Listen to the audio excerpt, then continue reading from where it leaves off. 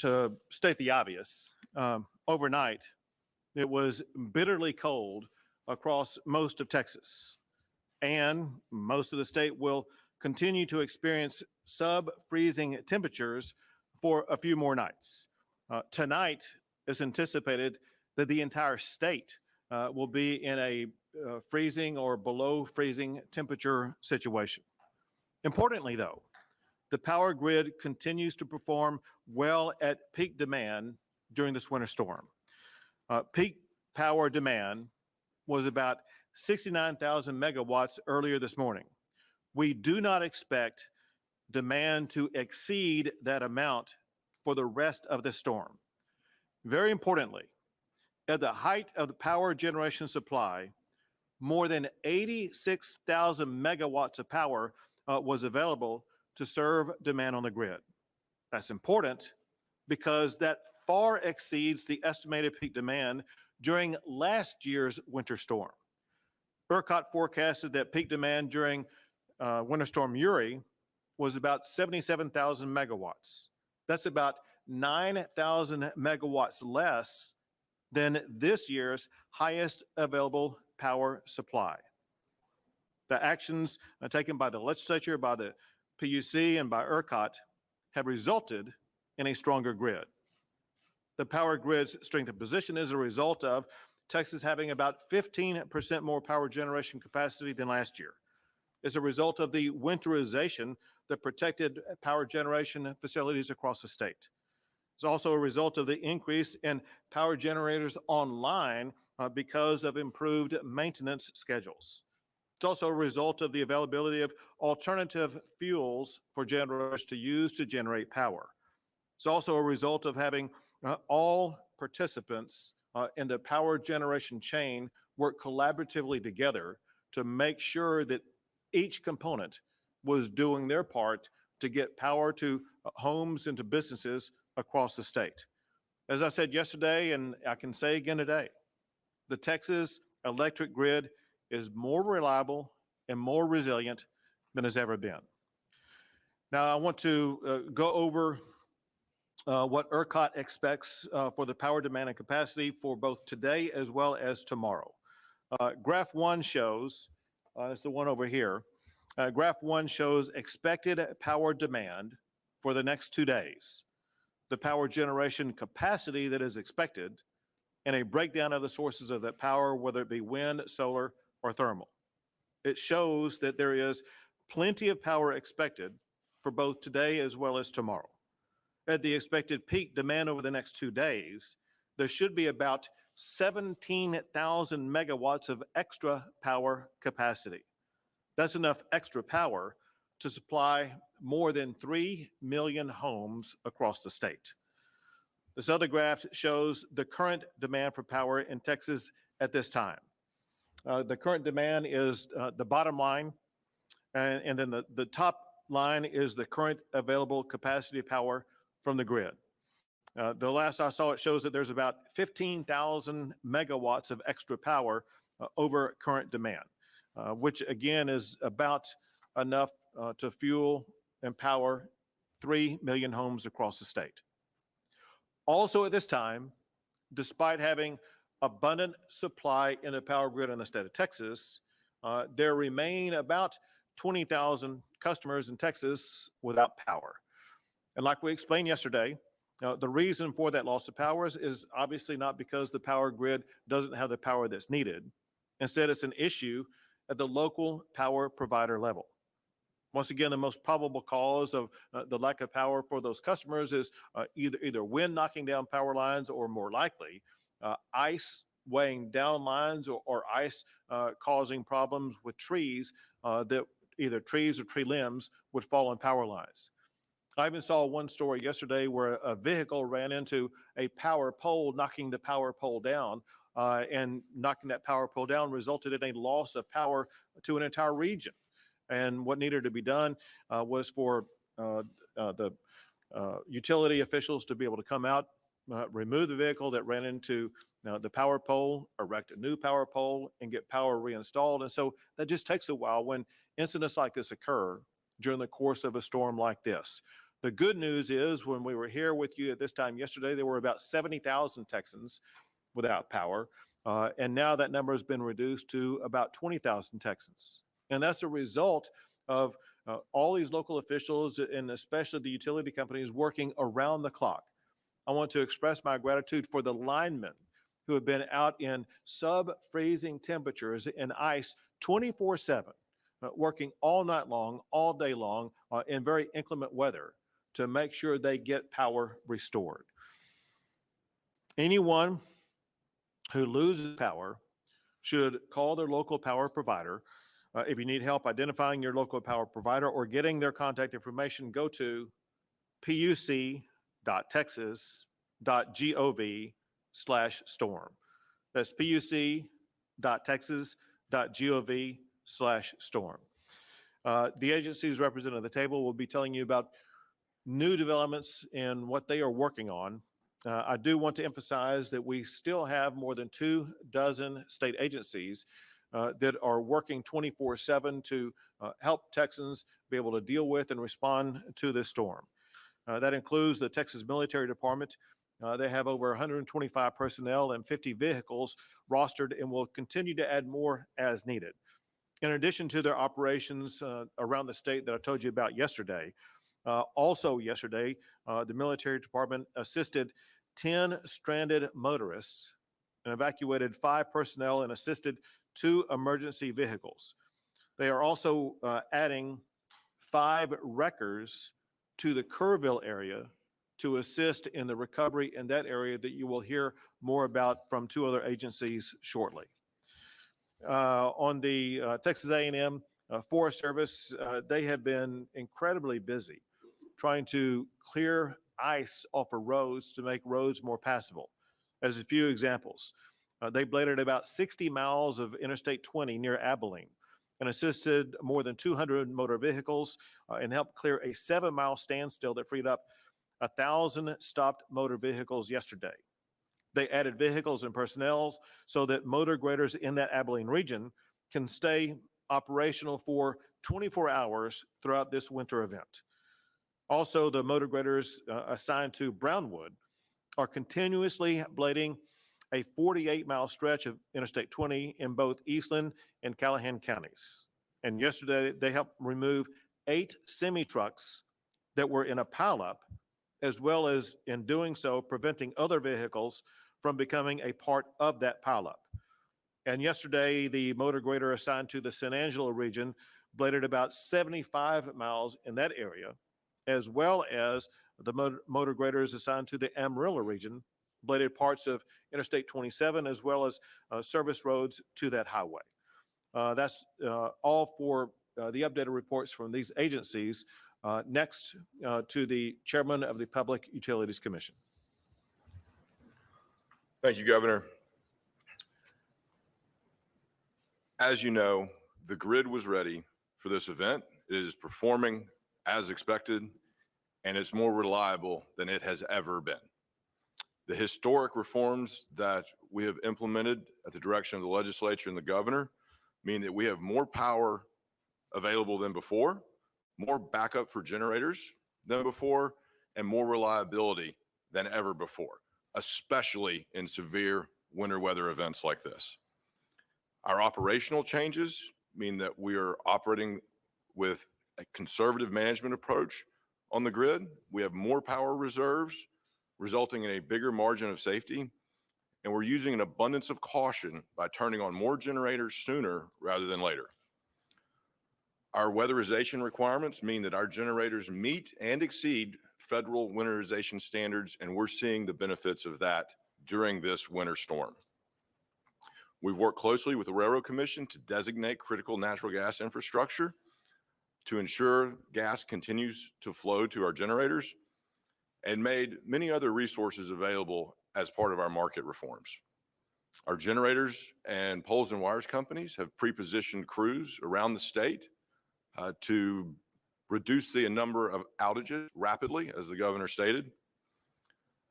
They have worked throughout the night to ensure that happens. The outages that we have seen are all local outages unrelated to any system issues or grid reliability issues, as you can see on the screens behind us. Continue to report outages to your local power providers by going to puc.texas.gov/storm. The grid remains strong and it's more reliable than it has ever been. We implemented more reforms in a shorter amount of time than any other grid in the U.S. for winter storms like this. Thank you. Thank you. Next is the CEO of ERCOT, Brad Jones. Thank you, Governor. Overnight, as you know, we hit our highest load of this winter event. In fact, it came early this morning.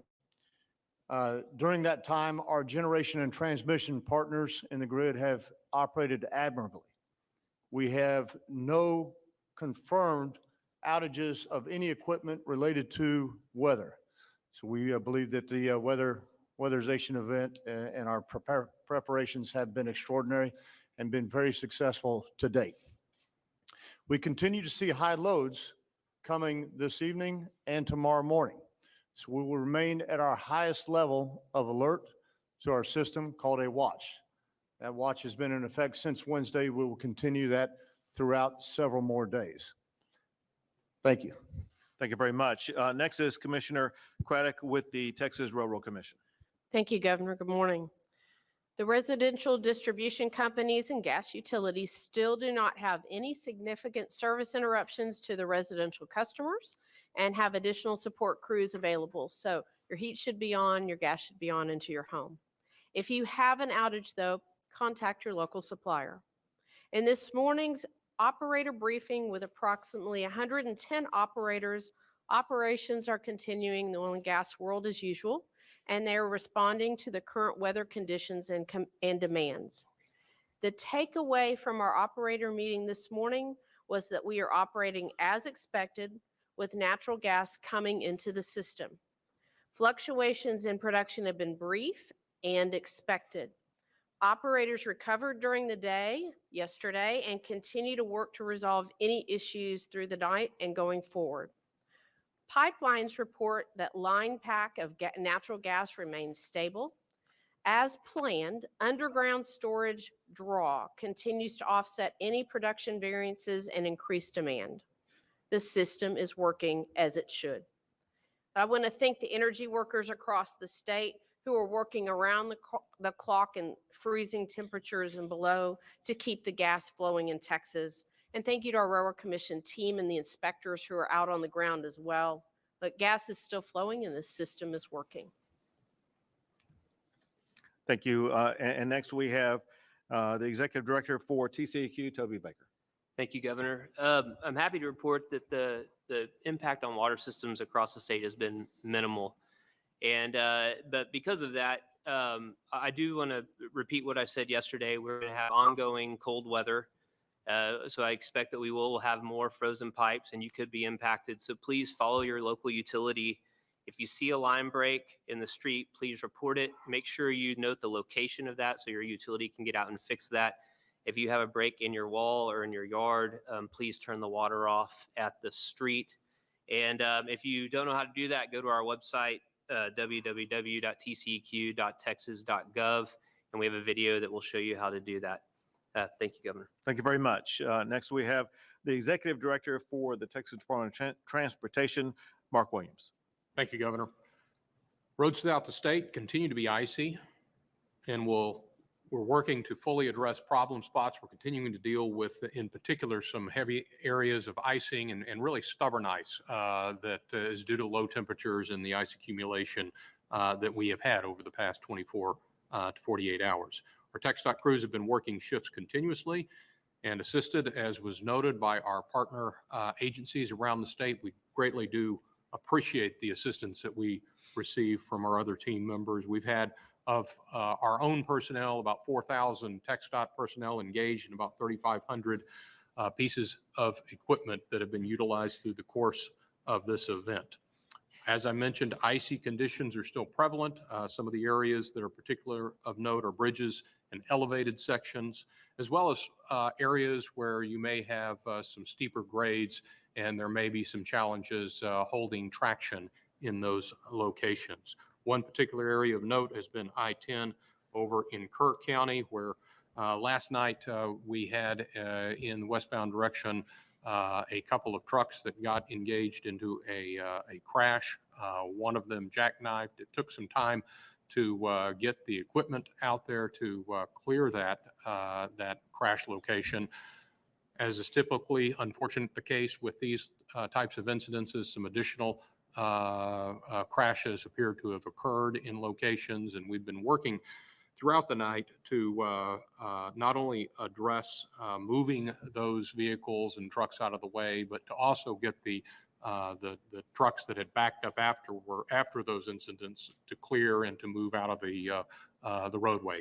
We've made some great progress. We've got a report this morning that at least one lane is open. We've got multiple crews on site being supported by our other agencies, and we expect to, in the coming hour or two, to have 2 lanes of traffic flowing again. But I want to continue to caution that we are not out of the woods. We are still dealing with dangerous roadway conditions. We expect to see problem areas and trouble spots reoccur as we go into freezing conditions. We're continuing to work to remind motorists to expect driving to be hazardous really for the next couple of days in locations, avoid travel wherever possible, give our personnel room to operate. We've had a number of pieces of equipment that were struck by third-party vehicles and having to take those out of service, and directing personnel and agencies and citizens to the website drivetexas.org, where we work to keep the most up-to-date information available. Thank you. Thank you. Next is the Director of the Texas Department of Public Safety, Steve McCraw. Thank you, Governor. The Texas State Troopers responded to over 416 crashes since this incident began, resulting in 49 serious injuries and 3 deaths, unfortunately. We continue to encourage, if you don't have to drive, stay home, stay off the roadways.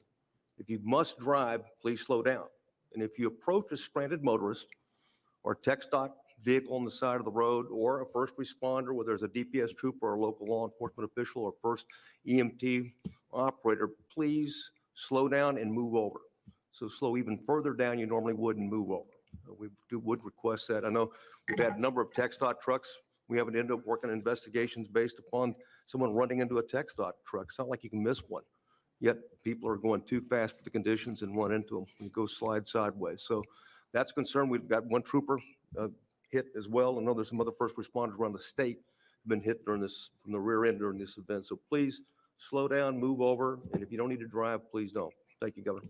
Thank you. And next is Chief Nim Kidd with the Texas Division of Emergency Management. Thank you, Governor. The Division of Emergency Management continues to host statewide daily weather and coordination calls with local governments. This morning, over 800 participants on that call. We continue to make sure that we have supplies for our warming centers established. And right now, over 142 warming centers still open across the state, with 62 still on standby. We've talked a little bit about I-10 in Kerrville, and I talked to the Kerrville County judge, or the Kerr County Judge, Rob Kelly, and he's moving people off of the roads into the VFW halls and the warming centers there, Governor. So they're taking great care of those folks at the local level until the road gets open. Our winter weather resources can still be found at www.tdem.texas.gov. In addition to our webpage, we've aggregated all of the other agency web pages on our front page. And more for key messaging. While the precipitation has largely left the state, it's still going to be brutally cold out there. And so we really need to continue to focus on the 4 Ps, the people, pets, pipes, and plants. We cannot turn our backs on those that are in need right now. And our goal from here on out is to prevent preventable injuries and deaths. And we do that by not driving if you don't have to. I mean, you just heard Colonel McCraw talk about the injuries and deaths on Texas highways. If we don't have to get out and drive, we can prevent those deaths. The next is we have people that are getting out walking around, and we have trips and falls and people slipping. And I know we have some head injuries in a couple of hospitals right now because of falls. Those are preventable injuries. If you don't have to be outside, do not be outside. And we've got to continue. I need your help pushing this message about protection from carbon monoxide exposure. Do not run a generator in the house. Don't use gas grills inside the house. And so those are preventable injuries and preventable deaths. And then finally, Governor, I want to re-echo so many of the thanks to our line crews that are out there. It is cold. It is brutally cold. The line crews up there working in that wind, trying to get our power back. We're thankful. Our TxDOT partners, our first responders, our county roads, our healthcare workers still going to work every day in hospitals. And then finally, I want to thank the working media. You guys are out there driving around. It's cold. Thank you for being here and helping us get our message out. Thank you very much. We'll take a few questions. Wes?